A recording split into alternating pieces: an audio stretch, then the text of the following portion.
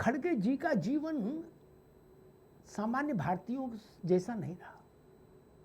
अशोक सिन्हा जी ने उस ओर इशारा किया। जो तेलंगाना है आज, उस इलाके में इनका परिवार रहता था, वो आंध्रा था तब। इनके परिवार के तमाम सदस्य जिंदा जला दिए गए। और किन्होंने जलाए? राज भाई को शायद ये बात ज्ञात हो, अशोक जी को ज्ञात हो, लेकिन उनकी पॉलिटिकल कंपल्शन ना बोले। लेकिन मुझे तो चुनाव लड़ना नहीं, ना इधर से ना उधर से। मुसलमानों ने जिंदा जला दिया खड़गे जी के परिवार के लोगों को। ये उनकी राख लोटे में लेके आए। क्या क्या दुश्मनी थी खड़गे के परिवार से मुसलमानों की? रजाकारों का आंदोलन चल रहा था वहां, हाहाकार मचाए हुए थे। डायरेक्ट एक्शन जो बंगाल में हुआ, उस जैसा काम वहां हो रहा था आंध्रा में।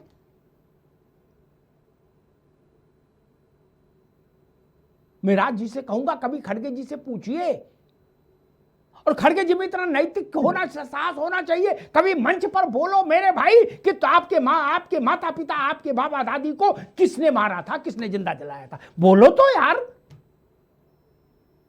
जब तक जीवित हो तभी तक बोल सकते हो, फिर क्या बोलोगे? राज भाई, हमारे पुरखों को कोई जिंदा जला दे और हम उसके बारे में बोल भी नहीं पाए, ऐसी राजनीति मंजूर नहीं होनी चाहिए।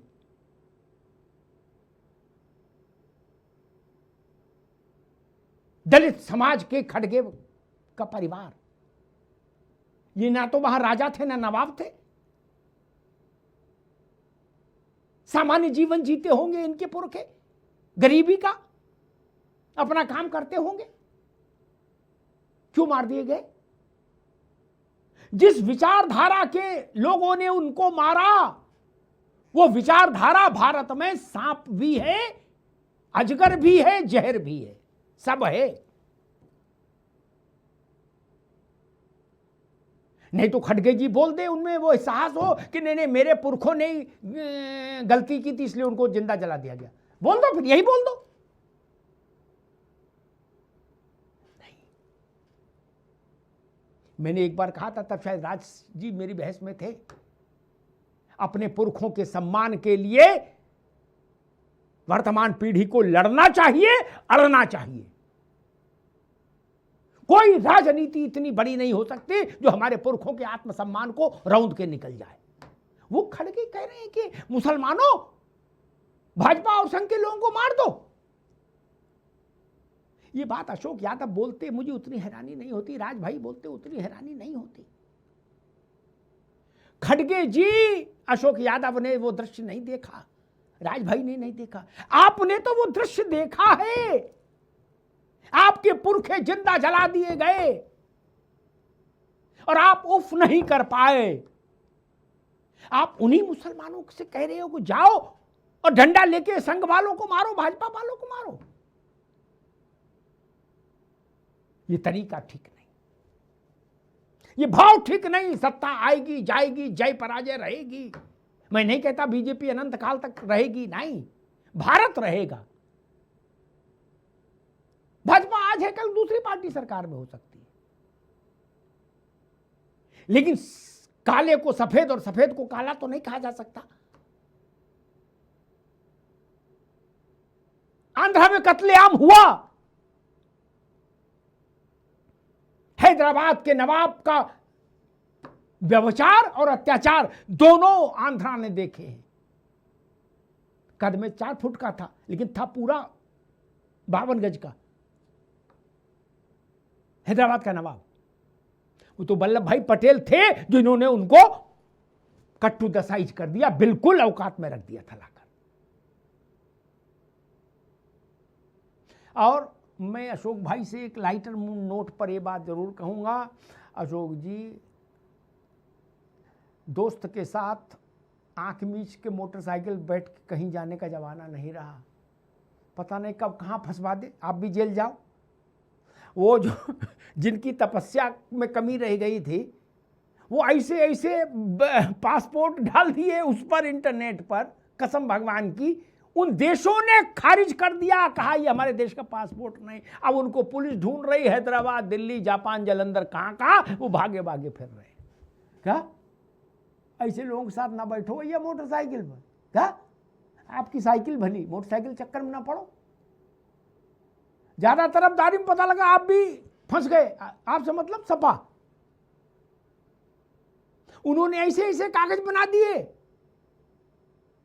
फोटो किसी की, नंबर किसी का, कुछ भी, बोले ये सब हेमंता की पत्नी के कागज है।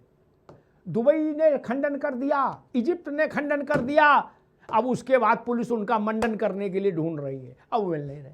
क्या कहां जाओगे भाग के, कहां जाएंगे भाग के? इसलिए मैं कांग्रेस के को पता नहीं इस वक्त कौन सी क्रांति करने की मुद्रा में है कांग्रेस। खड़गे जी से लेके ओखेड़ा साहब तक सब क्रांति रच रहे हैं। तो मैं कांग्रेस के सहयोगी दलों से कहूंगा, दुर्घटना से सावधानी भली है अशोक जी। क्या क्यों? क्योंकि सावधानी हटी और दुर्घटना घटी। अच्छा मान लो खेड़ा का वो वक्तव्य, फोटो जो उसने दिखाई थी खेड़ा जी ने हेमंता की पत्नी के लिए, हेमंता विश्व शर्मा की, मान लीजिए अखिलेश जी उसको रिट्वीट कर देते, क्या उन्हें किया नहीं, मान लो कर देते उत्साह में, क्या वो भी नेम्ड हो जाते? आईटी एक्ट में तो फॉरवर्ड करने वाला भी जेल जाता है। नहीं, गलत तो नहीं कह रहा अशोक जी? आप मोहब्बत में करते ही जेल पहुंचवा देंगे आपको। इसलिए रिश्तेदारी है लेकिन दूर की रखो। क्या जैसे होता है भाई हम समधी हैं लेकिन हमारा आना जाना नहीं है, वो अपने घर हम अपने घर हैं, वैसा रिश्ता रखो। इनसे ज्यादा हेली मेली करोगे जो इनके आजकल लोगों के सर पर पता नहीं क्या भूत सवार है, कहां फंसवा दे। मैं तो सोच रहा हूं कि भाई राहुल जी ने इतनी बड़ी रहस्योद्घाटन राहुल जी ने खुद क्यों नहीं किया? खेड़ा से क्यों कराया? वो जानते थे कि ये उल्टा पड़ेगा। अभी राहुल गांधी की पुलिस ढूंढ रही होती, सच्ची बता रहा हूं, और वो भागे भागे फिर रहे होते। फिर ये खेड़ा था, खेड़ा को क्या होता, कार्यकर्ताओं को ये लगता है, अशोक भाई आप भी, राज भाई भी सहमत होंगे, कि बड़ा नेता उनसे कह दे ना कुछ बात तो वो खुश हो, बिल्कुल गदगदायमान हो जाते हैं। वो कहते हैं भाई साहब हमें बताओ, हम करेंगे प्रेस कॉन्फ्रेंस। उनको ये पता नहीं होता कि भाई साहब प्रेस कॉन्फ्रेंस नहीं है, ये जेल का वारंट हो जाएगा। नेता को इंप्रेस करने के चक्कर में खेड़ा साहब ने किया होगा ना। खेड़ा साहब का क्या लेने देना हेमंता की उनसे, पत्नी से? अब फंस गए, अब कोई साथ नहीं आ रहा। राज भाई, जयराम से लेके श्रीनेत्र तक ने एक एक ट्वीट डाल दिया, बोले भाई हम इतनी आहुति दे सकते, बाकी तुम जानो, तुम्हारा काम जाना है। ये प्रियंका जी ने क्यों नहीं किया? राहुल जी ने क्यों नहीं किया? खड़गे जी भी आजकल फॉर्म में हैं, उनने क्यों नहीं किया? जिसकी तपस्या वैसे ही कमी रहेगी, जो बेचारे कहते हैं कि हमको राज्यसभा नहीं दिया, सबको दे दिया, उनको जेल सभा की व्यवस्था करा दी। राज्यसभा तो नहीं, जेल सभा जाए।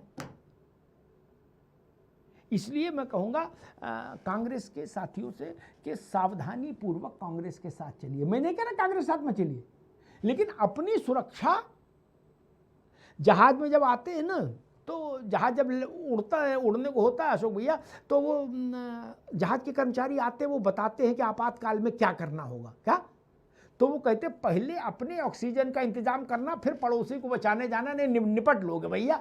क्या मैं वही बात दोहराऊंगा, पहले अपने ऑक्सीजन का इंतजाम करो, फिर पड़ोसी देखना। धन्यवाद।